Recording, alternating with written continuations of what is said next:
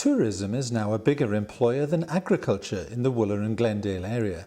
But during the Second World War, farming was the priority, and dozens of Land Army girls were sent up from Tyneside to help with the war effort. Girls like Monica Lowery worked on the local farms, but were housed in what is now Wooler's youth hostel. It's like a little motel.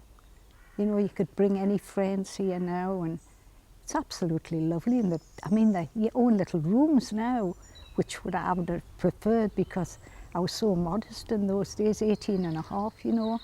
I wasn't used to sharing anything, because I have 3 brothers, and you know, I was sort of brought up to be, well, prim and proper, you know. But I got used to everything. Having to strip off in front of all the other girls was awful. As Monica says, the hostel's been much improved recently, but just 3 years ago it was on the brink of closure. The YHA was short of money and planning to shed dozens of their hostels, mainly in rural areas like Wooler. Straight away the Gateway Trust realised that there'd be a number of visitors lost to the area if this was to close. There was over 5,000 bed nights here each year at that point. So that had a massive injection of cash into the local economy through the tourism industry. So the Trust decided that we needed to try and keep it going, and very quickly it became obvious that we might be the appropriate organisation to do that. So the Trust bought the hostel with grants from the Northern Rock Foundation and others. In the first year they spent £40,000 upgrading it from a 2-star to a 3-star hostel, with new cycle sheds, a new car park and an improved entrance. Sometimes you find that larger organisations find it difficult to cut costs locally. We found that we could use local suppliers, and we were very much more in touch with the local market and opportunity.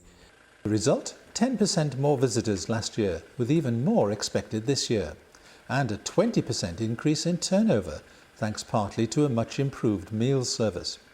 There's still a link with the YHA. Under their enterprise scheme, they run the central bookings. But the Trust owns it and they make a profit, which helps finance some of their other activities. And they haven't finished with the hostel yet.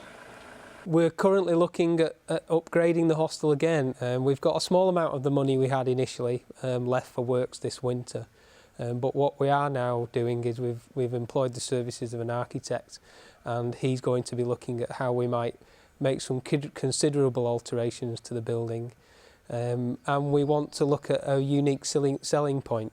The building was a former Land Army hostel, and we think that there's a lot in that heritage side that we could look at, and there's a lot of opportunity in it, and it could be a substantial upgrade at the hostel and around the site as well. There's one other twist to this tale. 1 year after the Trust took over the hostel, they got a call from the College Valley estate. They owned the Mount Hooley bunkhouse at the top of the valley and were wondering what to do with it. Why not turn it into an enterprise hostel? So they did.